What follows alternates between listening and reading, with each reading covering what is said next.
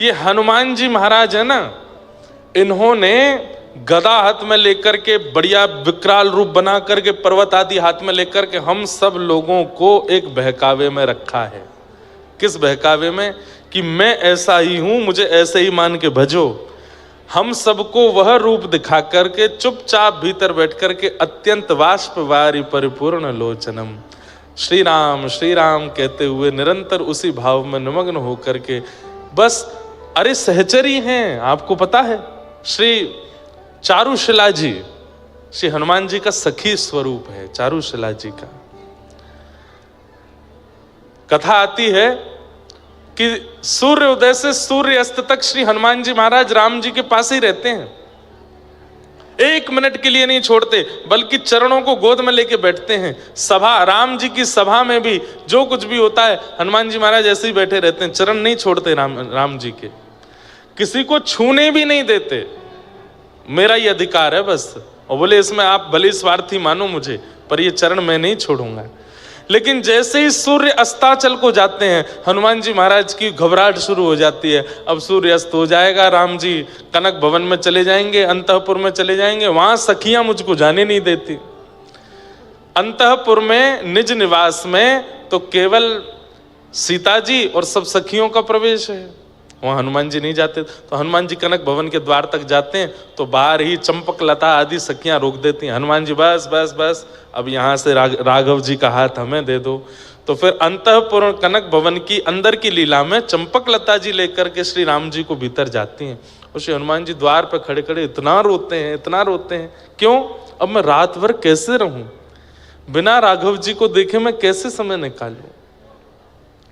रात भर द्वार पे बैठे बैठे रोते हैं और दिन भर तो राम राम भजते हैं और पूरी रात सूर्य नारायण का भजन करते हैं। हे गुरुदेव भगवान, इतना समय क्यों लगा रहे हो? आप जल्दी प्रकट हो जाइए ना, जल्दी उदित हो जाइए। आप उदित होंगे तभी मेरे रघुवर बाहर आएंगे। सुबह सुबह जैसे ही सूर्योदय हुआ राघव जी बाहर आए, देखा आंखें लाल हैं हनुमान जी की, इतना रोए हैं पूरी रात। राघव जी ने तुरंत हृदय से लगा, क्या हुआ, आप इतना रोए क्यों रात को? बोले प्रभु इसका कोई उपाय बताइए, मैं नहीं रह पाता हूं आपके बिना। मुझे रात भर इतनी बेचैनी होती है कि मुझे रात्रि की निशा, ये चंद्रमा प्रिय नहीं लगते, मैं नहीं रह पाऊंगा। मेरे लिए सोना उचित, मैं सोने के लिए नहीं आया हूं, मैं खाने पीने उठने बैठने के लिए नहीं आया, मैं केवल आपको निहारने के लिए आया हूं, आपको सुनने के लिए आया हूं। ये रात्रि का काल मुझसे सहा नहीं जाता, कृपा करके मुझे कुछ अनुभव कराइए, मैं रात में कैसे आपके साथ रहूं। तब राघव जी बोले, देखो हम गृहस्थाश्रम में हैं और गृहस्थाश्रम में कुछ अधिकार गृहिणी के होते हैं, उसमें सारे अधिकार मेरे नहीं हैं। राम जी बोले कुछ अधिकार गृहिणी के होते हैं, तुम सीता जी से कहना, मैं उसमें कुछ नहीं कह पाऊंगा।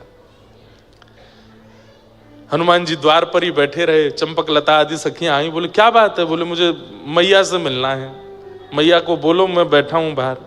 सीता जी से कहा, बोले लेके आओ भीतर। तुरंत हनुमान जी गए, इतना रोए चरणों में, बोले मुझ पर कृपा करो, अनुग्रह करो, मैं कैसे रहूं अपने राघव जी के साथ। सीता जी बोली, देखो पूरा दिन तो हमने तुमको दे रखा है, राम जी पूरे दिन दिखते भी नहीं हमको, पर कम से कम रात में तो इतना ध्यान रखो, हम गृहिणी हैं और ये अंतःपुर है, यहां पर सबका प्रवेश नहीं। हनुमान जी बोले मैं तप करने चला जाऊं। बोले क्या करोगे तप में? बोले तप में वरदान मांगूंगा कि मैं भी सखी बन जाऊं, ताकि मुझे भी अंतःपुर मिले। बोले ये सब करने की आवश्यकता नहीं, तुम बढ़िया रहो प्रेम से। तब जैसे हनुमान जी बाहर आने लगे, सीता जी ने तो मना कर दिया, तो चंपक लता सखी ने हनुमान जी से कहा, सुनो आप सरजू जी के पास जाओ, इस अयोध्या नगरी की प्रथम सहचरी सरजू जी हैं, यदि वो अनुग्रह कर देंगी तो कृपा हो जाएगी। और श्री हनुमान जी महाराज इतनी विरह वेदना में सरजू जी के तट पर बैठे हैं कि जैसे ही हनुमान जी का अश्रुबिंद प्रकट होकर के ठोड़ी पर एक बिंदु बना और जैसे ही टपक करके श्री सरजू जी में गिरा, सरजू जी का जल उष्ण हो गया, गर्म हो गया, भाप उठने लगा। तुरंत सरजू जी प्रकट हो गई और प्रकट होकर के कहा, हे यमलोक के राजा यमराज, इतनी वेदना, इतनी पीड़ा क्या कभी किसी को यमलोक में होती है? जितनी वेदना, जितनी पीड़ा में ये एक अश्रुबिंद है। यमराज कहते हैं इतनी वेदना तो यमलोक में भी किसी को नहीं होती। कौन है इतनी वेदना में? तब देखा तो तट पर श्री हनुमान जी बैठे हैं। कितनी वेदना है उनको राघव जी के दर्शन की। सरजू जी गई और जाकर क्या बात है हनुमान? बोले मुझे सखी बनाओ, मुझे सहचरी बनाओ, मुझे अब ये पुरुष वेश में नहीं रहना, मुझे ये बानर वेश में नहीं रहना, मुझे सखी बनाओ, मुझे अंतःपुर में रहना है, राघव जी के संग रहना है। और ऐसी कृपा कर दो दिन में मैं हनुमान बन के रहूं, रात्रि में मैं सखी हो जाऊं। और श्री सरजू जी ने कृपा करके वीणा प्रदान की श्री हनुमान जी को, और संध्या होते ही आशीर्वाद दिया कि संध्या होते ही आप चारुशिला सखी के रूप में प्रकट हो जाओगे और अंतःपुर में श्री राघव जी की सेवा करोगे। तो दिन भर तो श्री हनुमान जी महाराज गदा लेकर के या उठा के मार, वाय उठा के फेंक दे, पूरे दिन ऐसे उग्र रूप में रहते हैं। लेकिन संध्या होते ही सूर्य अस्ताचल को जैसे जाते हैं, चारुशिला सखी बन जाते हैं और वीणा लेकर के पूरी रात श्री राघव जी को देखते रहते हैं और वीणा का वादन करते हैं। पूरी रात श्री राघव जी को वीणा सिखाते, सुनाते हैं। हमारे महंत जी कह रहे, बोले महाराज जी कभी कभी रात्रि में मैंने पूछा, मैंने कहा इतने अद्भुत हनुमान जी हैं, ऐसा हो नहीं सकता कि यहाँ कोई अनुभव ना होता हो। और मैं जो सुनना चाह रहा था वो मैंने सुन लिया। कई बार मैंने कई हनुमान जी के स्थानों पर कथा की, कईयों ने कहा हमें हनुमान जी के हुंकार की आवाज आती है, कभी राम की आवाज आती है, कभी चलते हैं तो उनके धम धम धमक की आवाज आती है, कभी खड़ाओं की। तो ये सब महाराज जी ने भी बताए। तो मैं लेकिन कुछ सुनना चाह रहा था और वो यही था कि महाराज जी रात्रि में घुंघरू की आवाज आती है। मैंने कहा अब लगा कि राम हनुमान जी यहीं बैठे हैं, क्योंकि वो रात्रि में चारुशिला रूप में होते हैं और उस समय श्री राघव जी को प्रसन्न करने के लिए, श्री राघव जी के मन को आनंदित करने के लिए वो सखी रूप धारण करके नृत्य करते हैं, गायन करते हैं। ऐसे श्री हनुमान जी। राघव जी की बड़ी बड़ी अंतःपुर की लीलाएं हैं जिनको व्यास मंच से कई लोग नहीं सुनाते और नहीं सुनाना भी नहीं चाहिए, सारे भाव नहीं बताने चाहिए कथा में। पर हमारे रामानुज गुरु जी, पूज्य पिताजी महाराज के गुरु जी एक लीला सुनाते थे, वो और सुनाऊं। अंतःपुर में कैसी लीला होती है कि रोज राघव जी जब भीतर कनक भवन में आते हैं तो दरवाजा बंद करते ही सब सखियां कहती हैं मर्यादा बाहर छोड़ के आए हो ना, मर्यादा पुरुषोत्तम, मर्यादा पुरुषोत्तम, पूरे दिन मर्यादा पुरुषोत्तम बने घूमते हो, ये अंतःपुर में मर्यादा नहीं? तो राघव जी बोलते हैं हाँ अब जैसे चाहो बैठा लो। तो सब सखियां लेकर के राम जी को घुमाती हैं, कभी झूला पे बैठाती हैं, कभी कुछ करती हैं। अभी तो ये होली का, इतनी सुंदर होली है राघव जी की, कल अगर अनुभव लगा तो कल सुनाऊंगा। तो सीता जी बोली आज क्या विनोद करें? केवल वृंदावन चंद्र ही विनोद नहीं करते हैं, प्रिया प्रियतम आनंद नहीं करते, यहाँ राघव जी और सिया जी का भी सुख होता है। वो आज क्या विनोद करें? तो सब सखियां बोली क्या करें? नृत्य करें? बोले नृत्य तो रोज ही करते हैं। गायन करें? बोले वो भी रोज ही होता है। कुछ नया बनाए? बोले वो भी रोज। कुछ अलग करो आज। तो राघव जी बोले क्या अलग करो? कुछ अलग नहीं करना, वही कर लो जो रोज करते हो, कुछ गा लो, बजा लो, नाच लो। थोड़े से राघव जी, ये हमारे ठाकुर जी से कही होती है बात राधा रानी ने। ठाकुर जी तो 50 प्रकार के नियम बताए, ये कर लो, ये कर लो, ऐसे कर लो। लेकिन राघव जी कहीं ना कहीं थोड़े से अंतरंग भाव में रहते हैं। इतने में ही सिया जी के मन में आई, बोले हाँ एक युक्ति है। बोले क्या? आज आप लहंगा पहनो, चुनरी पहनो, आंखन में काजल लगाओ, होठन पे लालिमा लगाओ, गले में गहने पहनो, सारे केस खोल करके यहाँ सिंदूर डालो और हमारा रूप बना के हमारा अभिनय आप करो और हमें लाओ धनुष बाण दो, अपनी पीतांबरी दो, सिर पर मुकुट धारण कराओ, हम केस खोल करके आज हम राघव जी का अभिनय करेंगे और आप सीता जी का। राम जी बोले ये सब नहीं करना, कुछ नहीं करना, हम ही रहने दो, तुम ही रहो। सीता जी बोली करना पड़ेगा, ये अंतःपुर है, ये आपकी सभा नहीं है कि वहां सभा में जाकर के आपकी बात मानी जाएगी, ये कनक भवन है, यहाँ हमारी बात मानी जाएगी। राघव जी बोले तो ये क्या तरीका है कि हम कुंडल उंडल पहन करके, आंखन में काजल लगा के, लहंगा बढ़िया पहन के घूमे? बोले कोई बात नहीं, एक विनोद होगा, सखियों को सुख मिलेगा। दूर खड़े चारुशिला जी के रूप में हनुमान जी बड़े प्रसन्न, बोले आज आनंद आएगा, करवा। राम जी अंत में बेचारे हार गए, बोले कि ठीक है, कहाँ हैं, दीजिए अपने वस्त्र। सीता जी ने अपने संपूर्ण वस्त्र श्रृंगार सब दिया। बोले मैं करूं श्रृंगार? बोले नहीं नहीं, आप भीतर नहीं आओगी, मैं खुद कर लूंगा। चारुशिला जी बोली मुझे दे दीजिए अधिकार। हनुमान जी वो राघव जी को लेकर के भीतर गए, लहंगा पहनाया, ऊपर चुनरी ओढ़ाई, आंखन में काजल लगायो। बार बार हनुमान जी के नेत्र सजल हो जाते हैं कि ये सुख तो है जो मुझे बाहर नहीं मिल रहा था, वो अब अंतःपुर में मिल रहा है। और वहां चंपक लता सखी लेकर के गई हैं श्री सिया जी को, और वहां राघव जी का रूप, आहा, नव कंज लोचन कंज मुख कर कंज पद कंजारुण, अद्भुत रूप धारण किया। अब आज कैसा दर्शन हो रहा है? बोले राम जी हो गए गोरे गोरे और सीता जी हो गई हैं सांवली सी। क्यों? श्री राघव जी सीता जी के रूप में और सीता जी श्री राम जी के रूप में।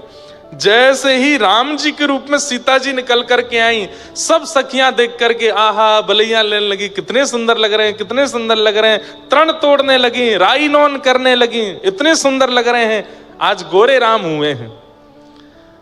अब सब प्रतीक्षा कर रहे हैं सिया जी कब आवेंगी। आहा, तभी नूपुरों की छम छम छम आवाज आने लगी। आहा, जैसे ही सिया जी के रूप में श्री राघव जी आए, सखीन की तो दूर की बात, राम रूप में श्री सीता जी ही मूर्छित हो गई देख करके। इतने सुंदर लग रहे हैं, इतने मनमोहक लग रहे हैं। जैसे तैसे होश में आई, होश में आकर के बोली सुनिए एक काम। बोले क्या? आज से जब तक पृथ्वी पर हम हैं कनक भवन के अंदर आप ऐसे ही रहोगे, अब हमें ऐसे ही देखना है। राम जी बोले ये सब नहीं चलेगा, हमें आज बना लिया है पर कल से। वो कितने सुंदर लग रहे हैं। सखियों से कहा तुम सब जाओ, ये रूप देखूंगी तो केवल अकेली मैं। इतने सुंदर राम जी लग रहे हैं। सीता जी कभी बलैया लेती हैं, कभी आंखों का काजल लगाती हैं राम जी को, कभी राई नौन करती हैं, आरती उतारती हैं। इतने सुंदर लग रहे हैं श्री राघव जी। लेकिन एक विडंबना, क्या? वशिष्ठ मुनि जो यदुकुल के रघुकुल के आचार्य हैं, वो पूरे दिन तो गुरु रूप में रहते हैं, लेकिन वो जानते हैं कि राघव जी साक्षात भगवान हैं, सीता जी साक्षात लक्ष्मी हैं।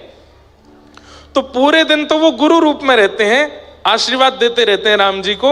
लेकिन संध्या होते ही वो सरजू जी के तट पर अपनी कुटिया में जाते हैं और तुरंत गुरु रूप त्याग करके एक साधक बन जाते हैं और श्री राघव जी के चरणों में बारंबार प्रणाम कर मानसी सेवा करते हैं। राघव जी को चित्त में बुला के उनको प्रणाम करते हैं।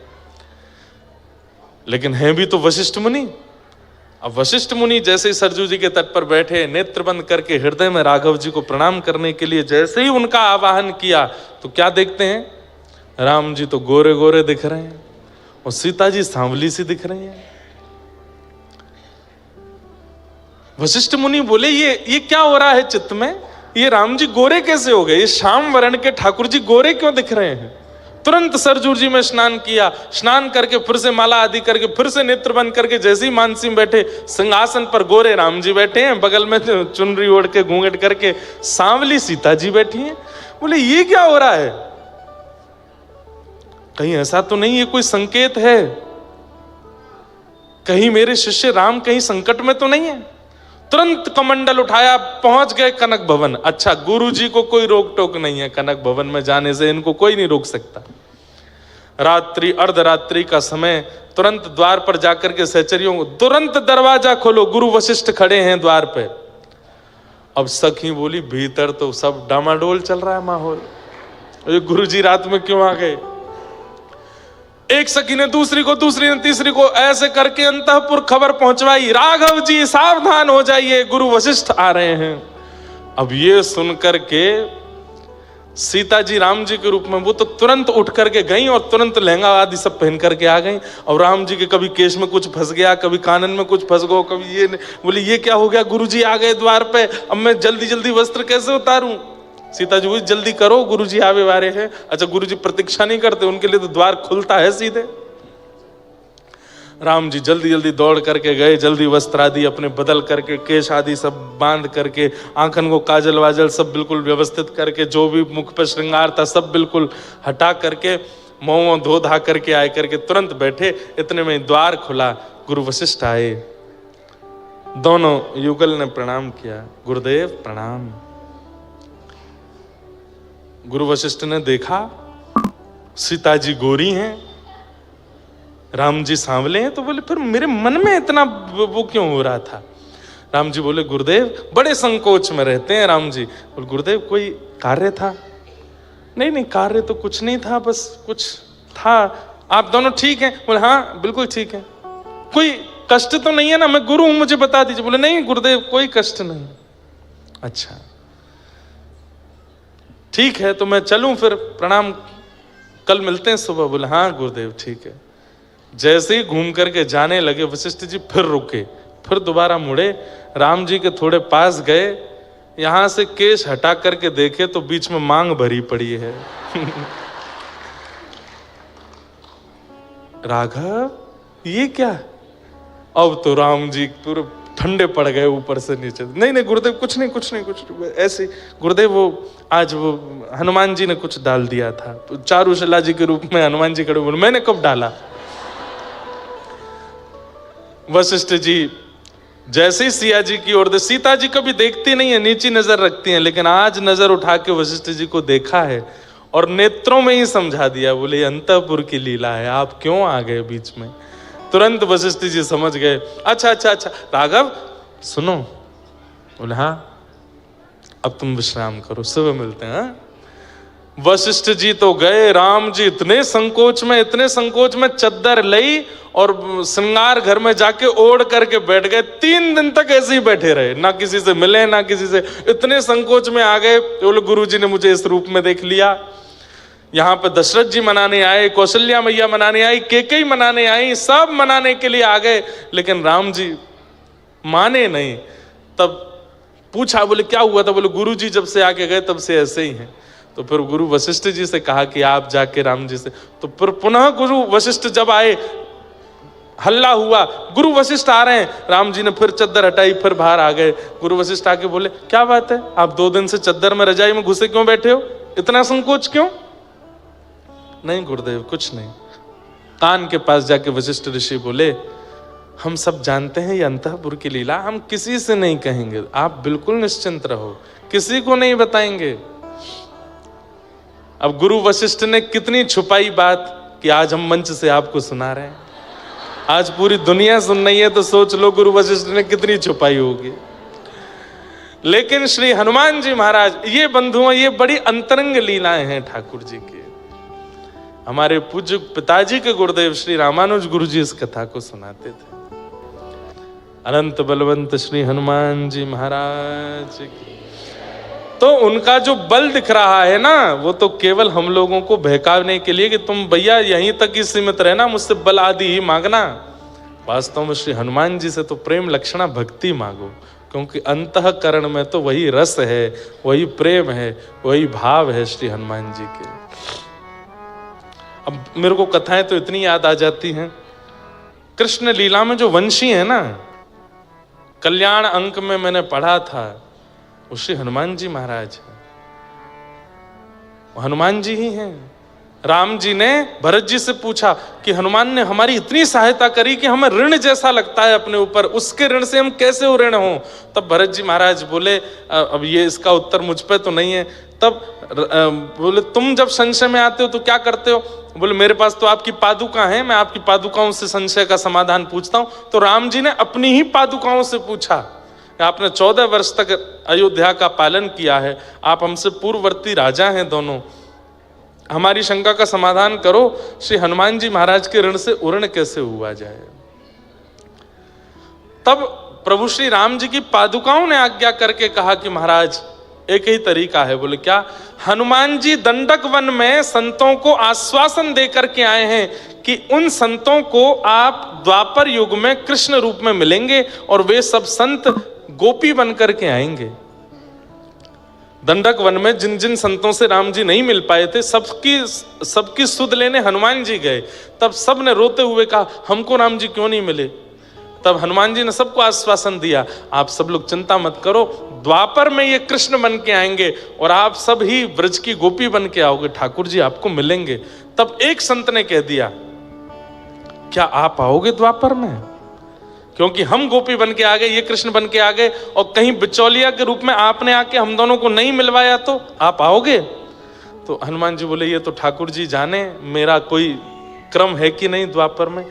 तो पादुकाओं ने आज राम जी को बताया, बोले कि हनुमान जी चिंता में हैं कि द्वापर में मुझे आना है कि नहीं, और वहां संतों को वो वचन दे करके आए कि वो उनको गोपी रूप में कृष्ण से मिलवाएंगे। तो इसलिए द्वापर में आप जब कृष्ण बनेंगे, आपके अधर पर विराजने वाली जो वंशी है वो महादेव का अवतार, और महादेव के रुद्रों में ही श्री हनुमान जी हैं। तो हनुमान जी ही वंशी के रूप में आपके अधर पर बैठेंगे, और जब आप प्राण पिरोएंगे तब उन सब गोपियों को खींच करके आपके समीप लाने का कार्य इन्हीं का होगा। आहा, अद्भुत अद्भुत भाव है। सबको प्रणाम करते हैं।